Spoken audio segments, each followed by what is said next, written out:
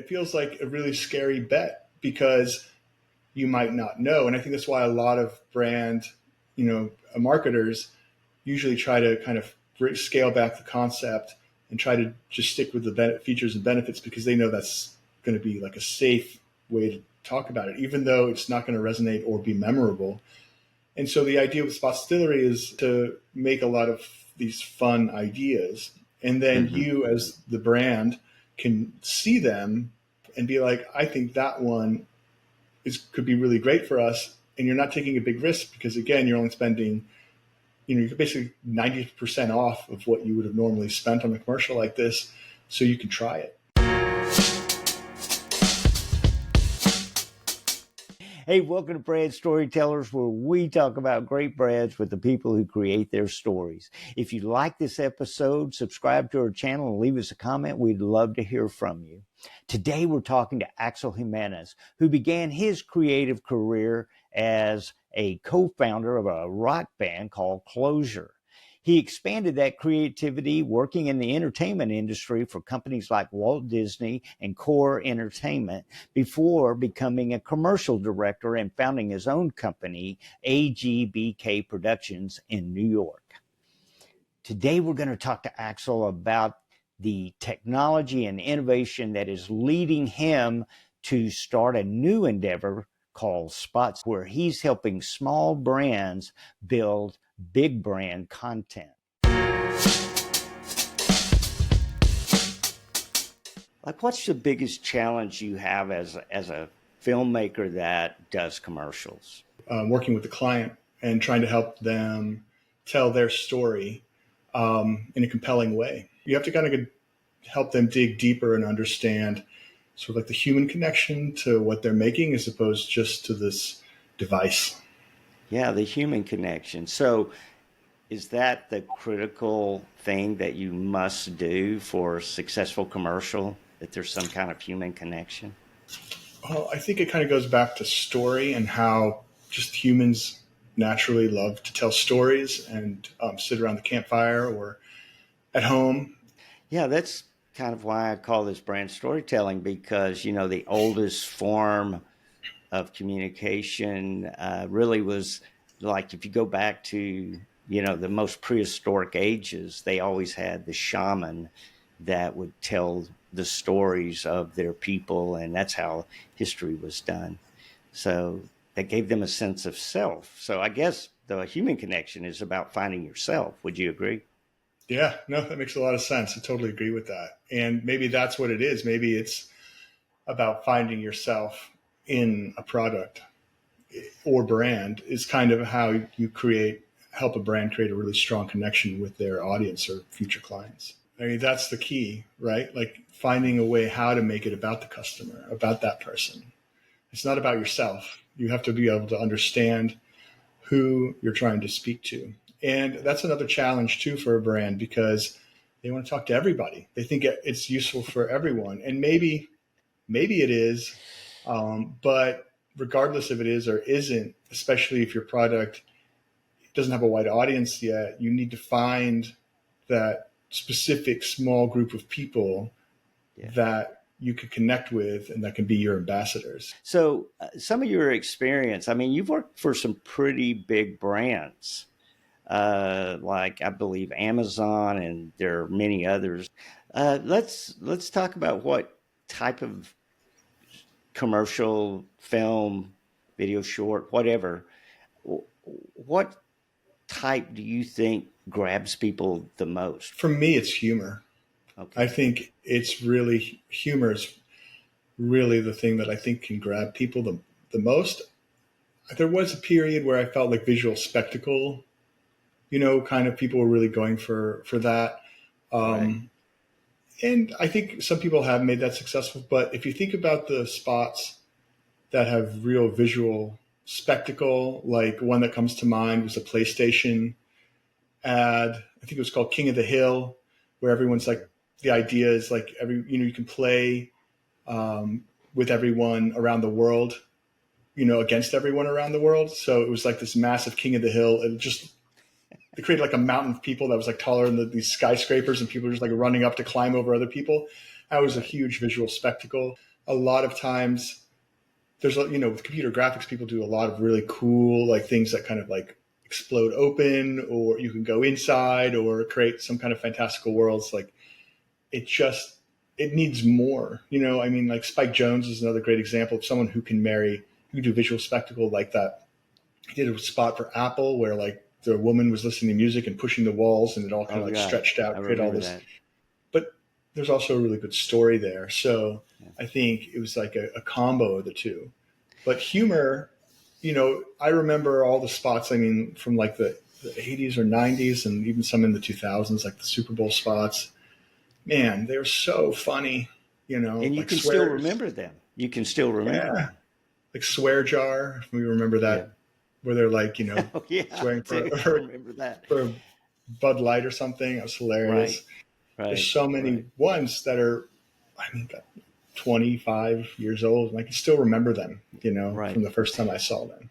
Well, I know I have told my clients before that if they were concerned about humor, I would say, okay, we have 30 seconds for them to remember you. Yeah. Just to remember you. I can make them laugh in 30 seconds. I can't make them cry or care in 30 seconds. It's too short. We could go longer and I could make them care, out of emotion, drama, whatever. But in 30 seconds, I could tell a joke that could make them laugh, and people that laugh at jokes remember jokes, and they remember who told them the joke. So jokes are sometimes, humor works. And I think it's why it's so prevalent in the industry. Also, you were talking about spectacle. Does spectacle cost more than, let's say, something that's more just straight humor? Oh, it has to, right? Like, I can't imagine, it's an analog, like you have to build these insane sets and then have a huge crew to manage the sets and all the people. Plus, I mean, if you go into the computer graphics, that's like, also time. It takes a really long time, and it's a lot of money, big production value. Like, I know that we can literally, for big brands, you can literally get into the millions. But let's say for a smaller company, a smaller business, the minimum, what would you say the minimum, let's say live action, you're shooting actors, the minimum for high quality production? I mean, you can easily still hit low six figures, and it seems like nothing's happening on the screen, from a company perspective, especially, I mean, a small business who just wants to do what they seem is like really simple on screen. You don't realize, like, well, you have to pay the producers and the people to come up with the idea, which is a huge cost. And then you have the day of the shoot, and then you have to rent the equipment and the space and the costumes and the makeup and the camera and the whole crew and all that, and the lights and the food. and then after you're done with that, I mean, that one day could cost you $50,000, $60,000. Yeah, that's what I've always heard is you don't have $200K, it's going to look cheap, And so I guess that's part of the reason why, you're co-founder of Spotstillery, and this is an endeavor to help small advertisers with commercials. Is that to help them have high quality for low budget? Yeah, I mean, that's a part of it. I think that's a big part of trying to help small businesses have higher quality, engaging content, is to have like this new model that we're experimenting with Spotstillery. Mm-hmm. The idea is that instead of one company or brand paying $200,000-$300,000 for a spot, the idea is that they can go online, look for a spot that they like, that seems to resonate with them and think they'll work with their audience, and then they license it for a small fee. So it sounds like that what you're talking about is for a very, very small fee. What, mm-hmm. So is it under 50K? Yeah, I'd say it's 15%. You could say 10-15% of that total budget. That's all you have to pay. Yeah. Okay. So that would be great savings. So I know in my experience of doing commercials and watching commercials, a lot of local commercials kind of look like they're just documenting their product. You know, the local TV station comes out, it shoots the commercial, it shows the people, you know, it's just basic, bare bones, rather than it being about the benefit of the to the customer, which is what you going back to what you were saying about brand connecting. Would you agree? There's a benefit there for Spotstillery for customers, your customers. Yeah, I think there is. I think it's a huge benefit for the customers. One of the things also that they're benefiting from is that big upfront time that it takes to work with the creative team to actually come up with a concept for your spot. Mm-hmm. And so what I think a lot of people love is they'll see a commercial, like we were talking about, these old Super Bowl commercials that I can still remember and love. People have their favorite commercials that they think are really funny, and you know they were very successful, and you think about, man, I want a commercial like that.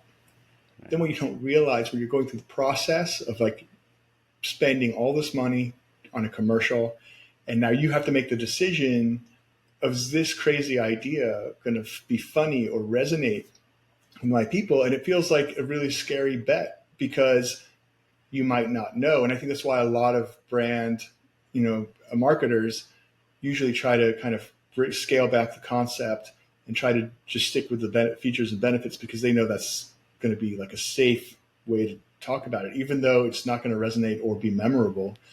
And so the idea with Spotstillery is we get to make a lot of these fun ideas, and then you as the brand can see them and laugh and be like, I think that one could be really great for us. And you're not taking a big risk because, again, you're only spending, you're basically 90% off of what you would have normally spent on a commercial like this. So you can try it, safely try it. That's a great point. And I would say too, that if, let's say that your biggest benefit, let's say you're a restaurant, a local restaurant, maybe a small chain, and your biggest benefit is quality of your product and quality of the food. Mm-hmm. And there's a concept that Spotstillery has that's about quality, and it focuses on quality. Then you supply like this blank space in the commercial. Spotstillery supplies a blank space where they then can come in and add they can add their own information. The story is about quality, but then you get to show their product and make the connection to the local brand. Correct? Yeah, exactly. I think, it'll be different for everyone, but I would say to a brand marketer who's interested in looking at Spotstillery to think about, one feature that they would really like to share with their customer about themselves. And then what they can do is they can look on the website and find a story that resonates with that feature, because the idea is they're connecting their feature or service with a human truth. And the human truth is provided by Spotstillery, right? And then they can come back and, as you say, close the loop. We create a little space where they can put, whatever makes sense, whether it's a picture of their product or just information about, some graphic with their phone number and website and whatever they feel, whatever their call to action they want to be. Like, so if they had a special offer running or something like that, that's great. The ability for a small advertiser to compete with larger advertisers that might be in their region. So, for example, let's go back to the small regional fast food chain. Mm-hmm. Now they can have commercials of commercial quality that could compete with large chains that have the millions to spend. Two reasons why. One, Spotstillery has national level creative ideas. And the other thing is that you get to see the finished spot. So a lot of the risk that brand managers aren't willing to take right now, you can take, because you'll see the finished spot. You can kind of get a really good sense of how you think you could resonate with people, and you can try it. And if it doesn't work, you could try another one because the cost is so low for you. That's a great point, is that you could take your budget, you could buy, let's say there's 2 or 3 spots that you think you could try one, and the one that resonates the most, then you go forward with. So that's another benefit to it. These spots can really work well for a brand, and why they have that sort of national level of quality is because the concepts are strong. It's a wide range of benefit. They could go via benefit, or they could go via category. Talk Exactly. about that a little bit. What's the advantage of that? We are kind of coming from the backwards side. We're kind of coming more from, like, what are some good human truths that we should use to sort of talk about, something more general. And it's very easy, it seems, for them to then put in their product, their identity, their brand to it, and it will come across as if it was produced directly for them. Absolutely. Is that correct? Yeah. Yeah, that's exactly how it'll work. Yeah. And in today's world of AI, social media, and things moving so quickly, is that why Spotstillery resonated with you, the idea of doing Spotstillery? Yeah, it's a big part of it. And I think it'll also help brands in the future. And it could even help larger brands, because I think that there's 2 things, right? Like, one is just the amount of content that people consume today. It's like just insane fire hose of content that people are now getting accustomed to taking in. And the second thing is the level of quality that you need to have something that differentiates yourself, right? Like, even a large brand that has a seemingly unlimited budget, like, they have to produce content so quickly and at such a vast scale that, a lot of the ideas aren't that great. Where you could go somewhere like Spotstillery and grab some really great, content that's cheap, and then all of a sudden that sort of elevates what you're doing. That's a really great point, is that so much content is needed today that may not be just your basic, like, run a commercial on a local channel, but the social channels it's so imperative that they have fresh content, because people go through it so quickly. And people are getting really, they're really sophisticated. The viewers are really sophisticated. Even young viewers are sophisticated. And part of it too isn't just because they view so much content, but a lot of people create their own content, so they get it. They kind of start really understanding it in a deeper way than people had ever before. And so I think if you need to stand out, it's not just about putting it out there or having some kind of strict content calendar that you stick with. It's like you really need to separate yourself with the ideas. Right.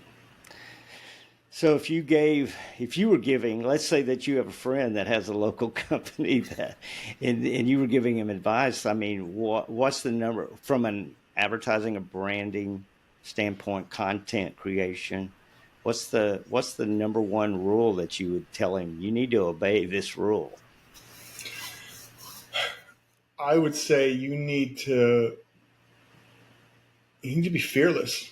Really, you need to be fearless when you get yourself out there, because you have to be comfortable putting out some interesting ideas to grab people and trying to connect with people. Don't necessarily try to speak to everyone. Try to find someone specific to talk to. Try to be funny. Try to bring yourself into the brand, into your brand, and be afraid of failing and trying something different. Why is video so important to a company's brand? What does it do that other things can't do?